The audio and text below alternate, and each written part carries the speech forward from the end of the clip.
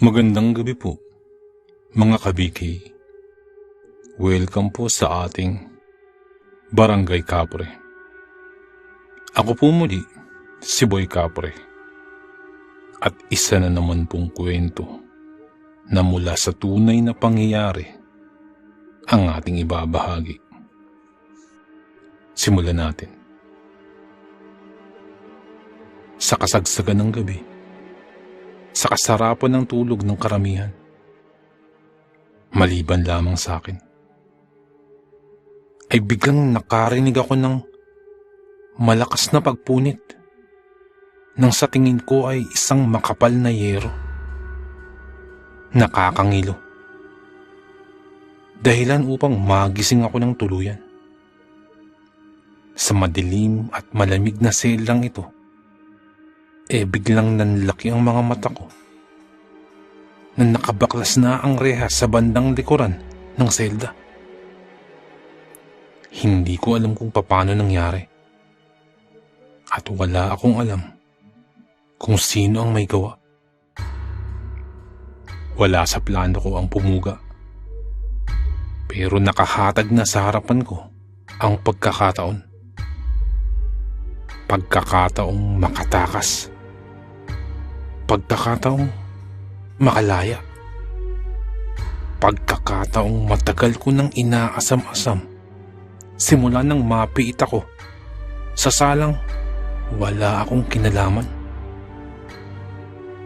Kasunod nun, nakarinig ako ng sunod-sunod na pagputok ng mga baril, kung kaya't napadapa ako. Nakalagay ang mga kamay ko sa aking uluhan habang nakadapa at nakahalik sa malamig na sahig ng selda. Nagsisigawan sa labas, yun ang mga naririnig ko. Ngunit nasa kabilang panig ng kulungan nang gagaling ang ingay. Sunod-sunod na putok muli ng baril ang narinig ko. Kung kaya't napasilip muli ako. Nananatiling bukas ang marehas sa aking selda, na parang may bumubulong sa akin na tumakas. Magkahalong kaba, takot at pagkasabik ang nanaig sa aking damdamin. Inisip ko na wala naman talaga akong kasalanan, pero nakapiit ako. Ito na siguro ang pagkakataong makalaya muli ako. Ngunit sa isang banda, naisip ko din na baka may nakaabang na alagad ng bata sa labas. Kung hindi mabaril, mahuli ako. Lalo lang hahaba ang sentensya ko. Nang biglang may bumulong ulit sa akin, tumakas ka na. Pagkapang akong kumilos, tahimik ngunit maagap. Dahan-dahan akong sumilip sa mga rehas. Kitang-kita ko ang mga ilaw na nakabukas sa paghahanap sa mga pumuga. Subalit lahat sila ay nakatuon ng atensyon sa bandang dulo ng piitan, nasa kabilang panig. Pagkapang akong kumilos, hinubad ko ang aking damit. At ang damit ko ay inirolyo ko at pinaikot ko sa aking kamay. Saka ako tsumempo.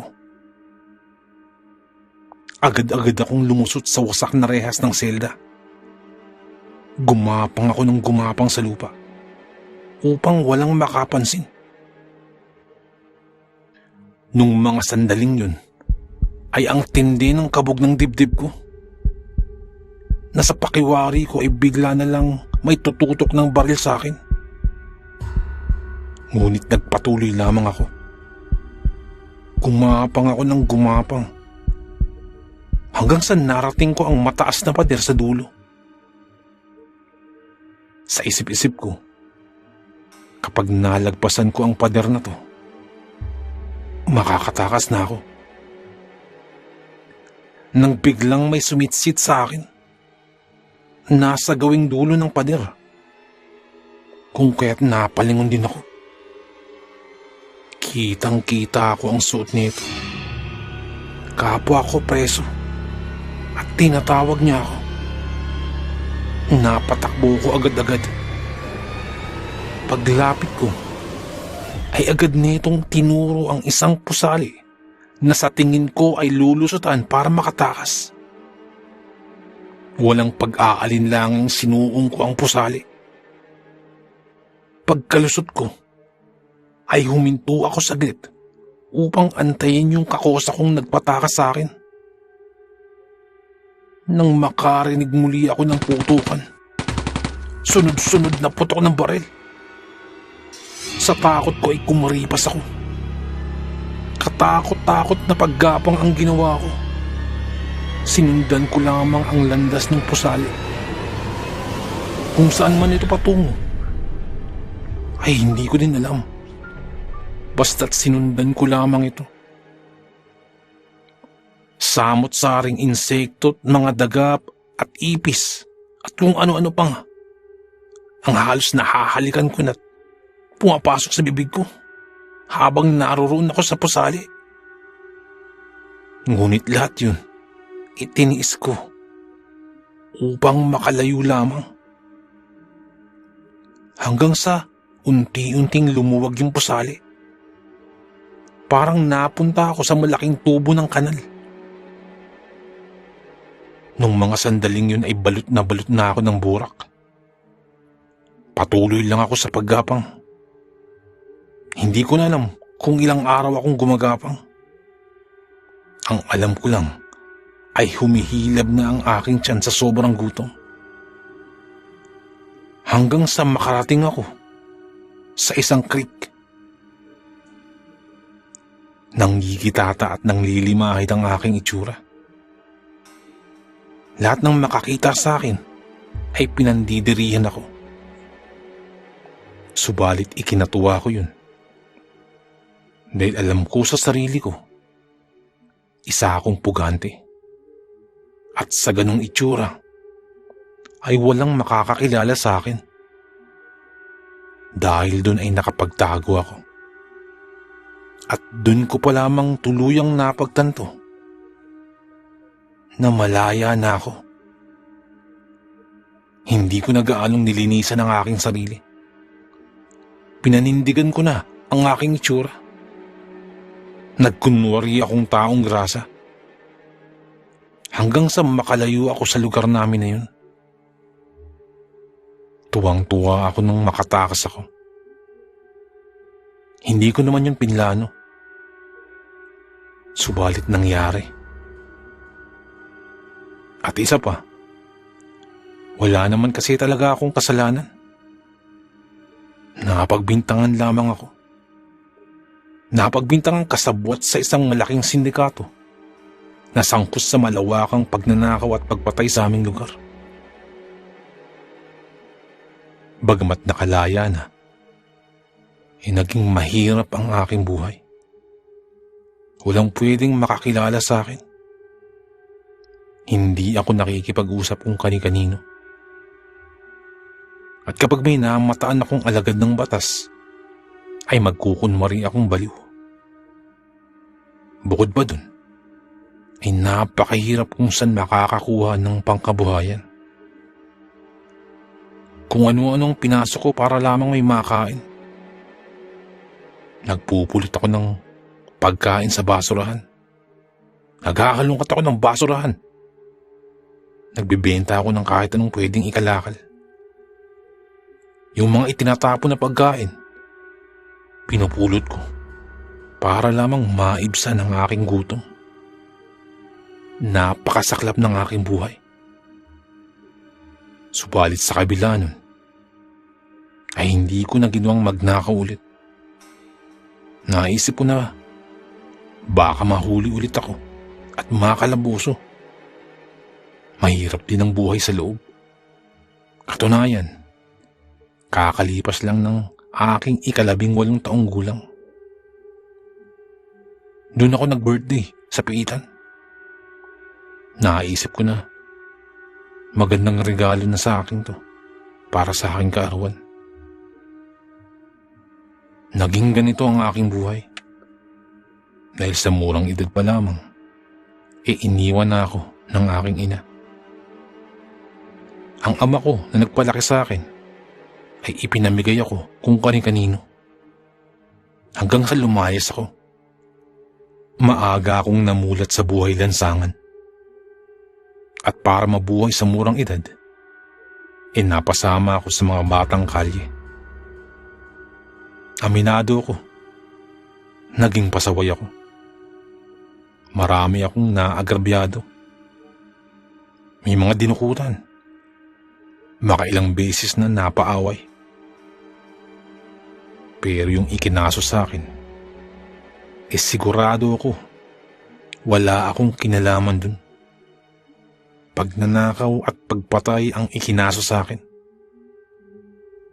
Alam ko namang masamang tao ako. Marami akong pagkakasala. Pero hindi kasama dun ang pagpatay. Makailang beses na akong nalagay sa balag ng alanganin. Pero hindi ko nagawang pumatay. Parang hindi ko kaya.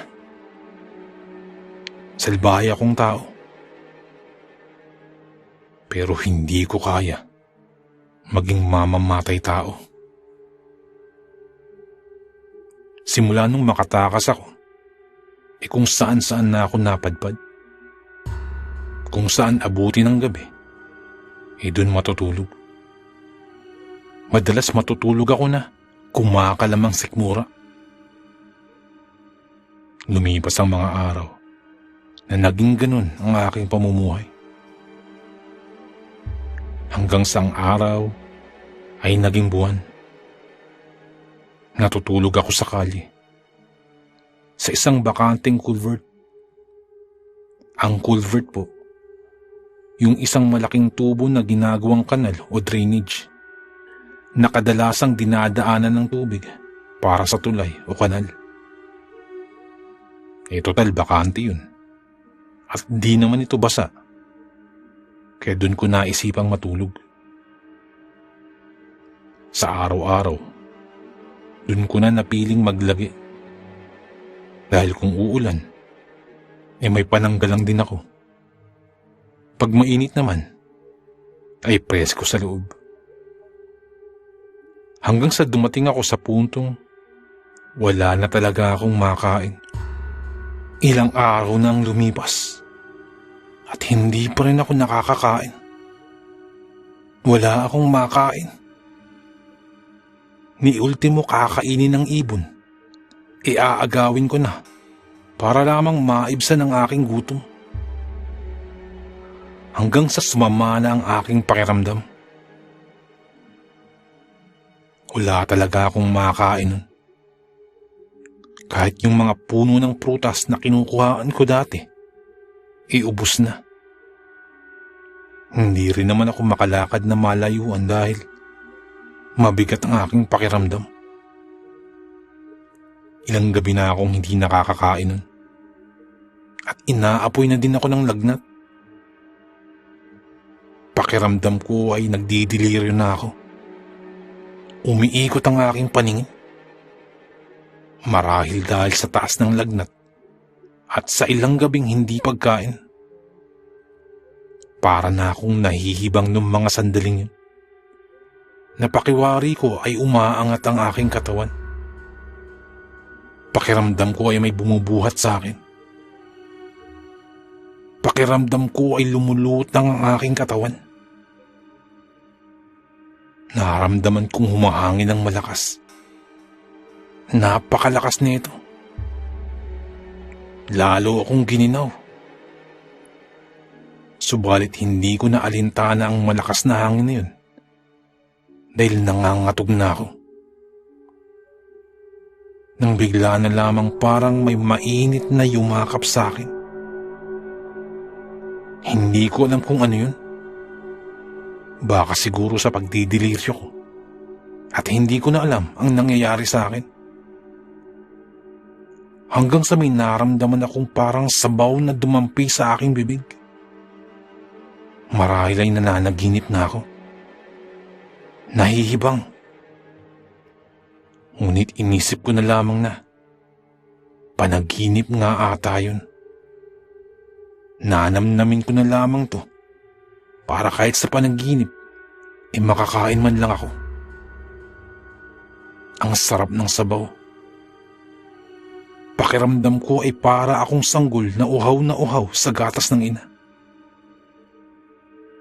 Bagamat panaginip lamang, parang naibsan ng sabaw na yun ang aking gutom at nakatulog ako ng mahimbing. Kinabukasan ay hindi ko naramdam ang gutom. Ngunit medyo masama pa rin ang aking pakiramdam. Pero hindi na ito kagaya kagabi na inaapoy ako ng lagnat.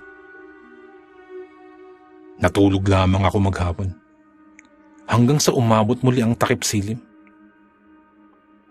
Maayos na ang aking pakiramdam nun. Subalit kumakalam na naman ang aking sikmura. Sinubukan kong maghanap ng makakain. Nagparuot parito ako upang maghanap ng basurahan. Nagkalkal ng pupwedeng ikalakal at naghanap ng tira-tirang pagkain. Subalit wala pa rin. Malalim na ang gabi. Subalit kumakalam pa din ang aking sikmura. Kung kaya't naisip ko na lamang na itulog na lamang ang aking gutom at bukas na lang didiskarte. Baka sakaling swertein bukas.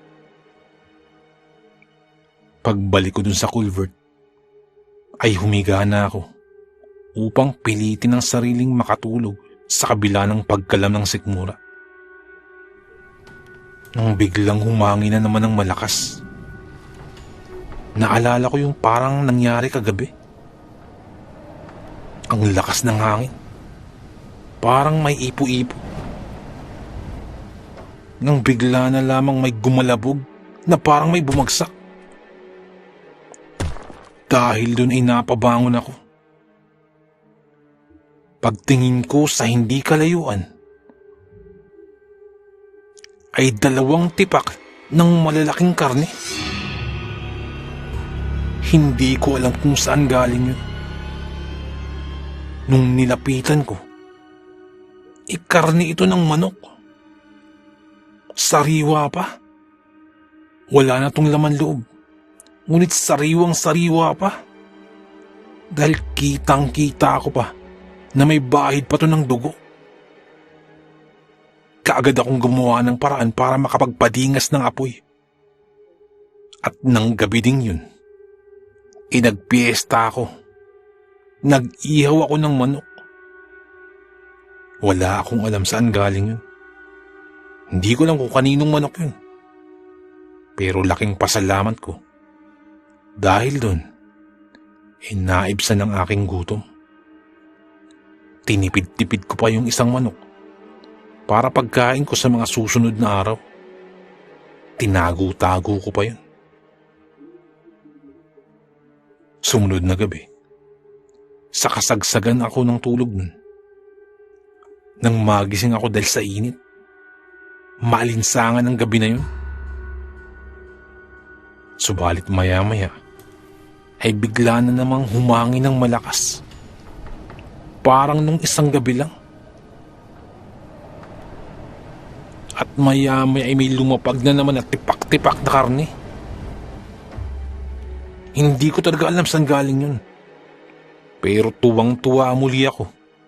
Dahil ibig sabihin nun, ay hindi na naman ako magugutom sa mga susunod na araw. Ang sumunod na gabi, ay hindi ako makatulog. Hindi naman dahil sa gutom ako. Katunayan, may naitabi pa akong pagkain mula dun sa tipak-tipak na karne na nalaglag. Subalit hindi ako makatulog. Hindi ako mapakali. Habang nagmumuni-muni, bigla na namang humangin muli ng napakalakas. Maya-maya pa parang may bumagsak. Naisip ko na baka tipak-tipak na karne na naman yun. Kung kaya't lumabas ako sa culvert. Paglabas ko, halos panawan ako ng ulirat sa aking nakita. Isang napakalaking nilalang na hindi ko mawari. Para itong napakalaking paniki. At yung pakpak nito, halos 2 tao ang lapad bawat isa. Takot na takot ako. Nagsisisigaw ako sa takot. Hindi ko alam kung ano yun.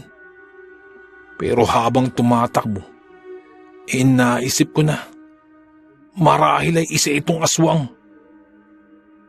Nung gabi ding yun ay umalis ako sa culvert na tinutulugan ko at naghanap ako ng pwedeng mapuntahan. Hindi ko alam kung saan ako pupunta. Basta't ang alam ko lang, kailangan kong makalayo sa lugar na yun. Hanggang sa makarating ako sa bakanting lote na may sira-sirang bahay.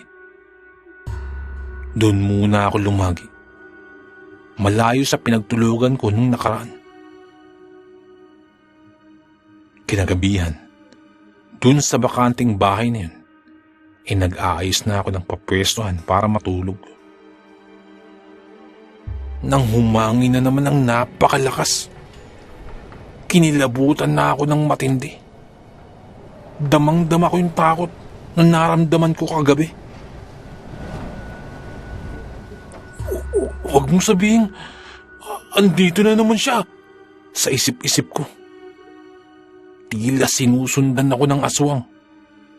Parang ako talaga ang pinupuntirya niya.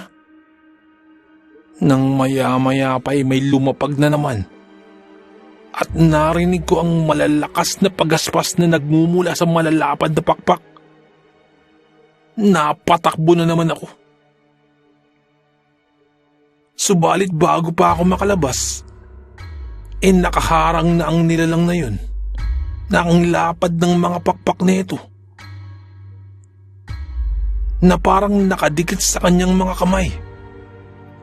Ang hahaba ng kamay nito at napakahaba din ng mga kuko. Wala na akong nagawa kundi ang magsisisigaw. Dahan-dahan itong lumalapit sa akin habang nakatingin sa akin ang mapupula at nanlilisik na itong mga mata. Sa unang pagkakataon ay para akong hihimatayin sa sobrang takot. Nang bigla na lamang itong nawala sa aking harapan. Sigaw pa din ako ng sigaw at hindi makapaniwala sa nangyari. Nang may napansin akong nakasabit na kwintas kung saan nakatayo yung aswang kanina. Pagkatingin ko ay pamilyar sa akin ang kwintas na yun. Iyon ang aking kwintas na nawala. Bigayan sa akin ng aking ama. Kinuha ko yung kwintas na yun. At sa labis kong takot, hinanap ko ang kinaroroonan ng aking ama. Hindi ko alam kung buhay pa ba siya. At wala na rin akong pakialam sa kanya. Ang sa akin lang, baka siya ang susi upang tantanan ako ng aswang. Sinubukan kong balikan ang dati naming tirahan. Kahit masama ang loob ko, bumalik ako sa dati naming tinitirahan. Nagtanong-tanong ako. Hanggang sa matuntun ko ang kinaroroonan nito. Tao po. Tao po. Nandyan po ba si Gaspar Santos? Tanong ko. Lumabas ang isang lalaking may katandaan na. Nasa tansya ko ay nasa 50 anyos na. Tinitingnan ako nito ng maigi. Kinikilala ako. Hanggang sa bigla na lamang akong akapin nito. Nang maramdaman kong siya si Gaspar, ikagad kong inalis ang kamay nito at iniwas ko sa kanya. Ikaw ba si Noelito? Tanong nito. Hindi ako sumasagot. Nang bigla na lamang itong napakagulgol. Patawad, anak. Patawad sa nagawa ko. Hindi ko yun sinasadya. Hindi ko na inintindi sinasabi niya. Pero dahil dun, hindi na rin ako nagpaligoy-ligoy pa. Masama ang loob ko sa aking ama. Pero hindi yun ang pakay ko. Inilahad ko sa kanya kung bakit ako naririto. Pero hindi ko sinabi sa kanya na nagpalaboy-laboy na lamang ako. Matapos kong ikwento yun, doon na siya nagsimulang magkwento rin. Ang totoo niyang anak, hindi naman namatay ang iyong ina. Ngunit ang iyong ina ay isang aswang. Wala siyang magawa doon. Dahil nasa lahi nila yun. At sa kanya nakaatang ang susunod na salinlahi ng kanilang angkan. Pagkadinig ko nun, gulat na gulat ako. Hindi ako makakibo. Iyon din ang dahilan. Bakit kita pinaampun sa iba? Dahil alam ko, babalikan ka ng iyong ina. Pagtatapat pa ni Gaspar, dun ko pa lamang inilahad sa aking ama ang aking kinasapitan. Napahagulgol sa iyak ang aking ama sa labis na awa niya sa aking kinasadlakan. Nung araw ding yun nagkaayos kami ni tatay at nagkapatawaran sa nangyari. Dahil sa pangyayaring yun, ay sumuko ako sa mga alagad ng batas. Muli akong bumalik sa piitan. Subalit muling nilitis ang aking kaso. Napatunayan na wala akong kinalaman sa kaso at ako ay napawalang sala. Taong 1980s nung nakalaya ako. At muli akong bumalik kina tatay. Dahil sa takot ko, tungkol sa nalaman ko at sa naranasan ko, ako'y nagbagong buhay. Simula nung araw na yun, simula ng pagbalik ko kina tatay, pinili kong maging isang sakristan sa aming kura paroko.